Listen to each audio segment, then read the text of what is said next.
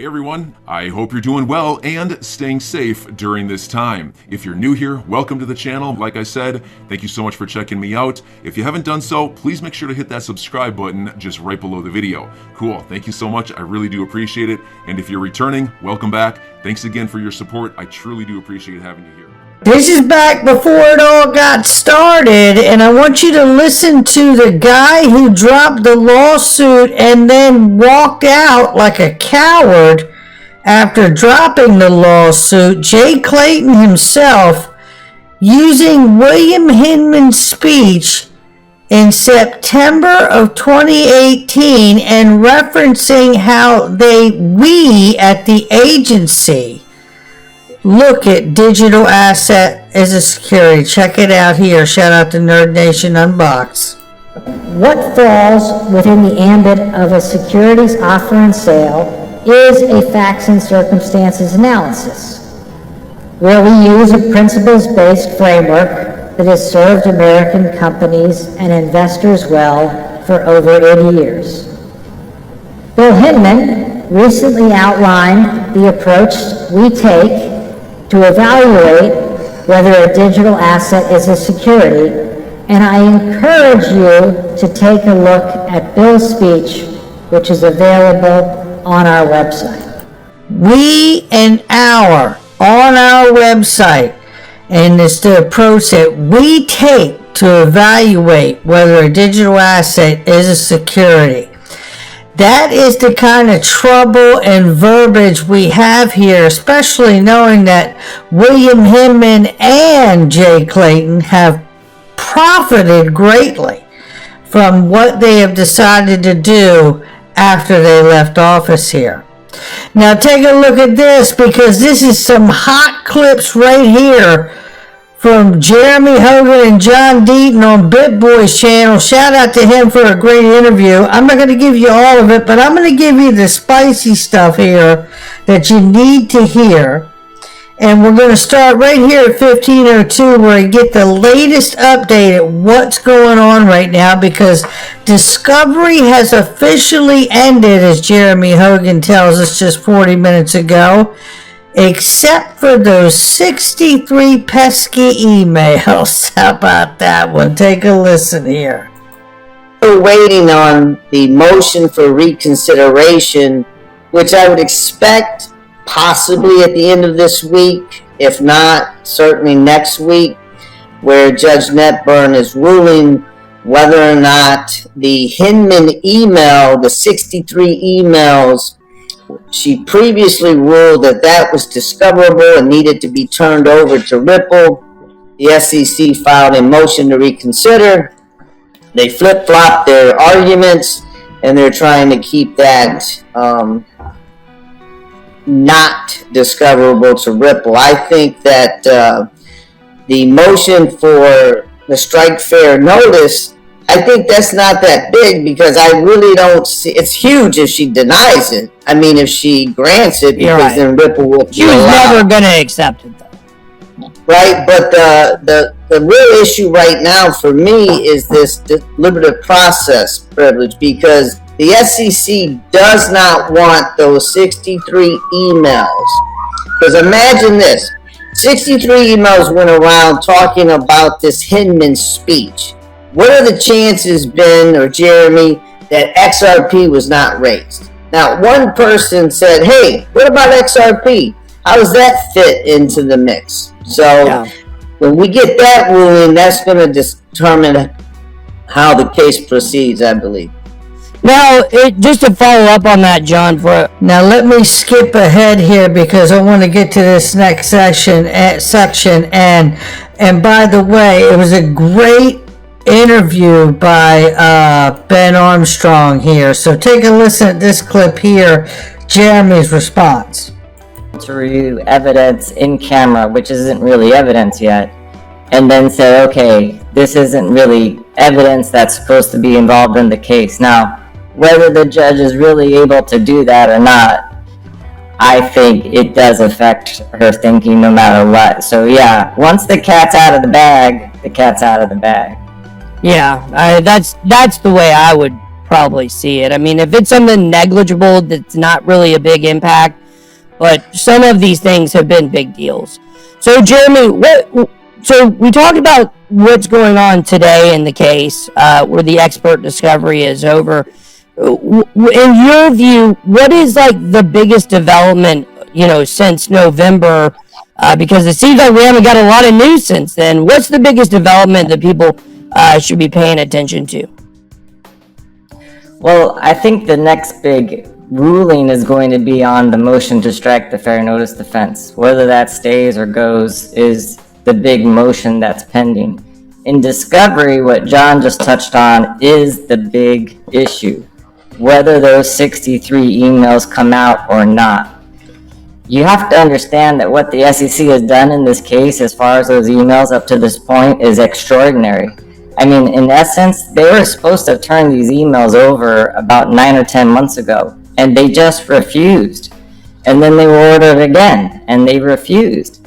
And then they were ordered the third time a couple weeks ago, and they said, you know what, Judge, we're going to ask you to reconsider your opinion, which I've only done once in 20 years of practice. And then if they lose that, they're going to ask Judge Torres to reconsider what Judge Niprin said. So it's really extraordinary what's going on with these emails. It's not normal, and that's why at first I wasn't quite on board with John, but now I'm 100% on. There's something in those emails they do not want us to see.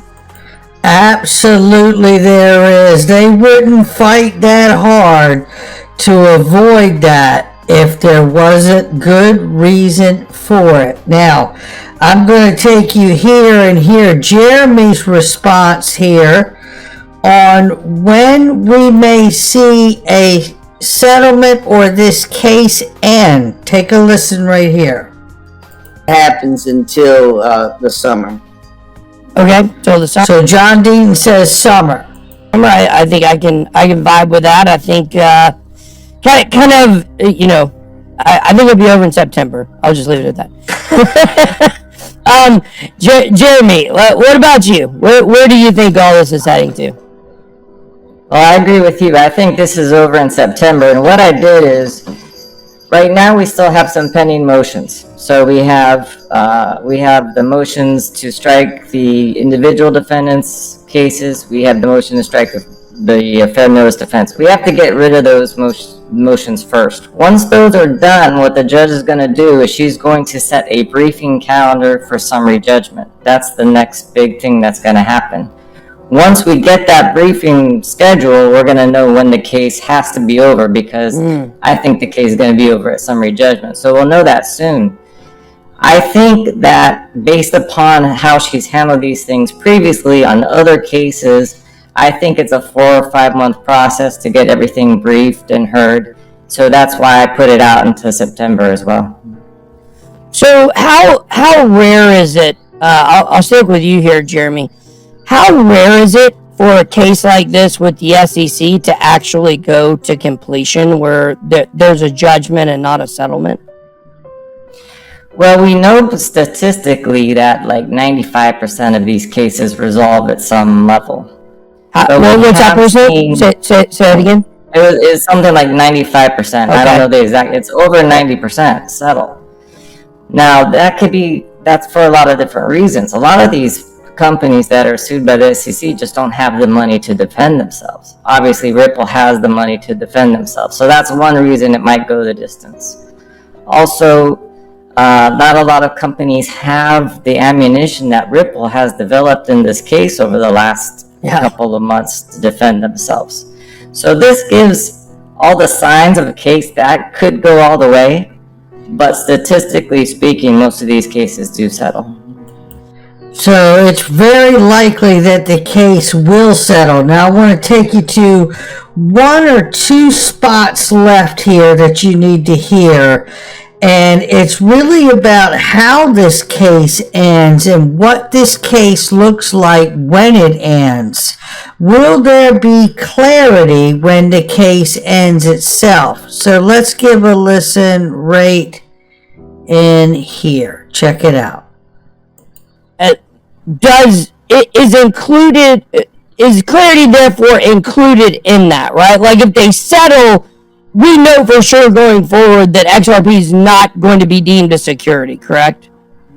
Right. So Ripple would make sure that that happens because a settlement is completely within the control of the parties. They craft the settlement agreement, right? So Ripple would never enter into any settlement agreement where continuing and future sales of XRP are deemed securities. They'd be, shooting themselves in the foot. So absolutely, if we see a settlement, guarantee that Ripple's legal team is going to make sure it includes that language that XRP sales are not securities.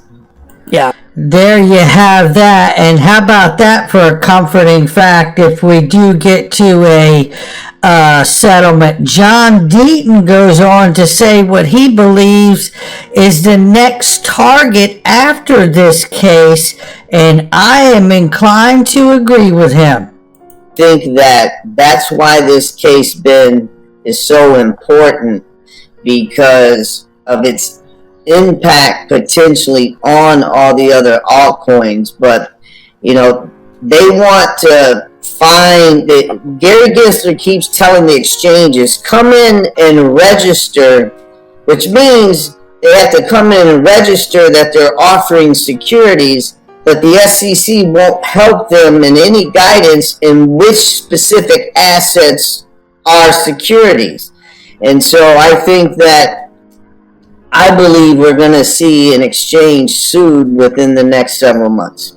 Well, absolutely, and it's unfortunate, but I believe it too. Both of those gentlemen also believe, as we do here, that the agency that should be in charge of cryptocurrency is really the one that was assigned it back in the day by FinCEN and a federal judge that said all virtual currencies are to be regulated and controlled by the CFTC.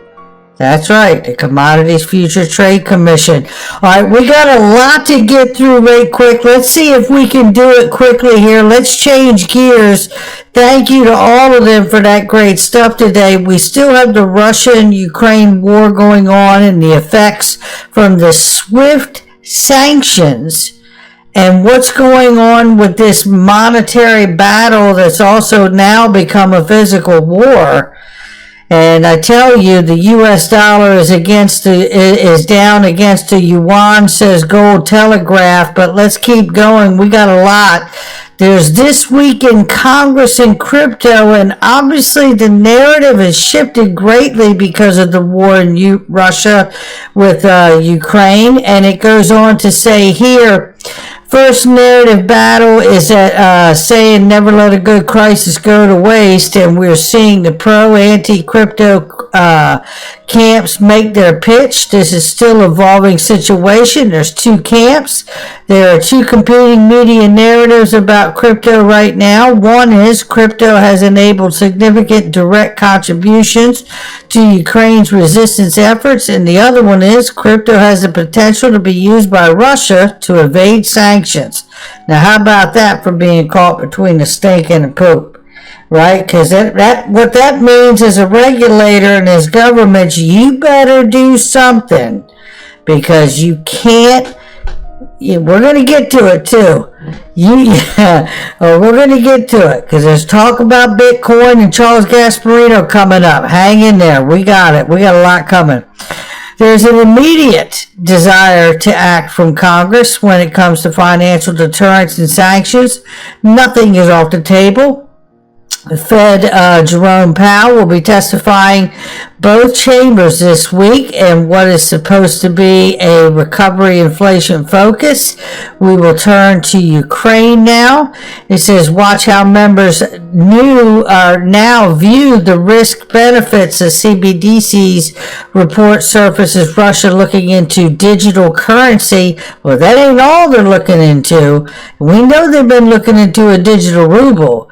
But Katie McCullough comments here, and it's shared here, if Russia had its own digital currency, then none of the new sanctions would matter. Hashtag cybersecurity. If you ever wanted to know something, know this now.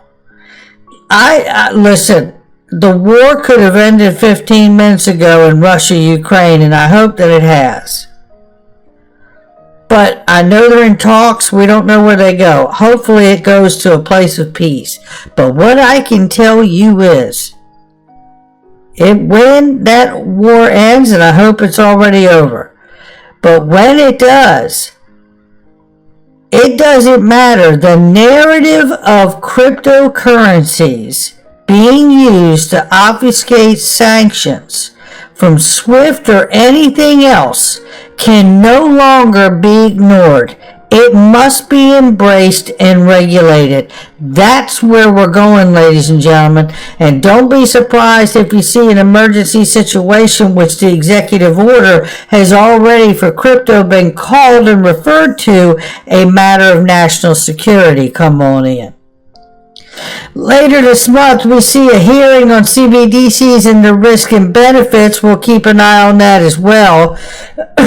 Combating crypto usage, illicit finance has been an issue shared by both sides of the aisle. The goal is to prevent bad actors but not stifle innovation, which is what they have been doing up until now. Question remains, though, if there will be calls for more financial regulation or cuts from services as related to engaging foreign nations and their citizens. Jesse Powell said he would not cut off anybody on the platform from Russia, on the Kraken platform, unless it was legally pursued. Binance is already agreeing to work with SWIFT on sanctions and the Western government. Finally, the State of the Union tomorrow and the rumored executive order on crypto pushed back. Given the recent developments, it will be worth monitoring to see if the staff have resources to finish this effort or if it could morph into something different given Ukraine. On the bright side, it's been incredible seeing all the crypto support flooding into Ukraine and their recent tweeting accepting crypto donations. You know, this right here, you can follow. It's on my Twitter if you're so inclined to contribute.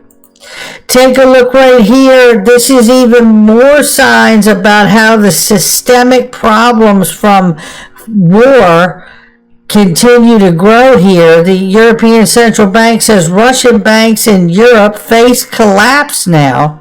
The European arm of Cyberbank, or Serbabank, however you say it, Russia's biggest lender, faces failure. The European Central Bank warned after it run on its deposits. And believe me, when you see run, this is what they mean. This is the lines of these people trying to get their money out of the bank. This is ridiculous. This is incredible what's going on here. You know, it's not going to go away. I tell you, this whole digital money business, programmable money, CBDCs, stable coins, cryptocurrencies. China can easily persuade countries like Russia to use the electric or digitized digital Chinese yuan, we should say, the e-yuan, after being banned from SWIFT and chips to blockchain-based settlements done using digital yuan can challenge the traditional payment system. Well, to add to that, Japan has joined the USA's efforts in blocking Russian banks, making things more difficult, but we see the conversation about shutting down Bitcoin isn't going away, and in fact, it's ramping up. We know China has kicked miners out of its country. We know that they've also outlawed direct cryptocurrency transactions. So that means pretty much you got to go through the Chinese yuan, the digital yuan. And now we see European Parliament considering a ban of proof of work, possibly as far as to go as transactions as well. You know, if they do this here in the United States, it's going to be very, very impactful. This is from Charles Gasparino. One bank CEO just told me that if we and the rest of the world really want to squeeze Russia, we ban Bitcoin immediately, since much of the Russian economy runs on illicit activities tied to crypto. He said, I'm not endorsing this, of course, but don't be surprised if this hasn't been expressed to the White House. Well, I can tell you, this is something they talk about. And I have said this, and matter of fact, let me see if I can find this real quick. And here it is right here. I responded back, this much I know, you can't stop the tech. True. But you can make transactions on the tech illegal for merchants and exchanges. Don't believe it, it's still true. Doesn't mean it will happen, but you can bet it's being considered. Count on it. And that's what we're really talking about here from Charles Gasparino and the countries that are currently considering eliminating proof-of-work mining. Former CFT chair Giancarlo on Russian sanctions, he goes on to talk about here the hegemony of the dollar. He doesn't take any political side when it comes to what's going on. It's really just a push in this article to say we got to get the digital dollar out here, because he is concerned, however, that the extensive use of sanctions could be the last hurrah for that political weapon. And that is a very real thing, because again, to the point of Bitcoin, it could be used by Russia in moments like this. If you don't think the rest of the governments in the world don't want to ban it, so it has an impact on price and its strength, you're on planet Xanadu. We'll see what's going on there. Now, I'm not saying they will. I'm just saying, don't be surprised if the conversations are taking place. Russia has internal replacement for SWIFT. It's called the SPSF system, I believe it is. My memory serves me right, and it has been built for years. We've covered it on this channel more than 2 years ago. And I've been covering here heavily about the idea and understanding that China and Russia have an independent financial system. Now, this is between themselves, and the SPSF system that they have in Russia is for within Russia. So you still have the problem and issue of doing business if you're Russia outside of your country and outside of China. But the reality is they're making moves. And that ain't all. Because just today, the Russian minister says, we are working on a digital one world currency for trade from the local media in Russia. I got that from a couple different publications today that are reporting that was done and said today. Now that's pretty impactful. Let's take a look at this. We know that major U.S. banks are expecting retaliatory ransomware attacks because of the recent SWIFT sanctions. Remember, even though it's U.S. controlled with the sanctions through SWIFT, who owns SWIFT?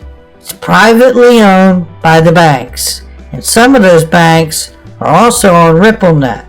And how is it that this guy, which I'm afraid to play the clip, Klaus Schwab from the World Economic Forum, warned us about cyber attacks making the pandemic look like a cakewalk, essentially.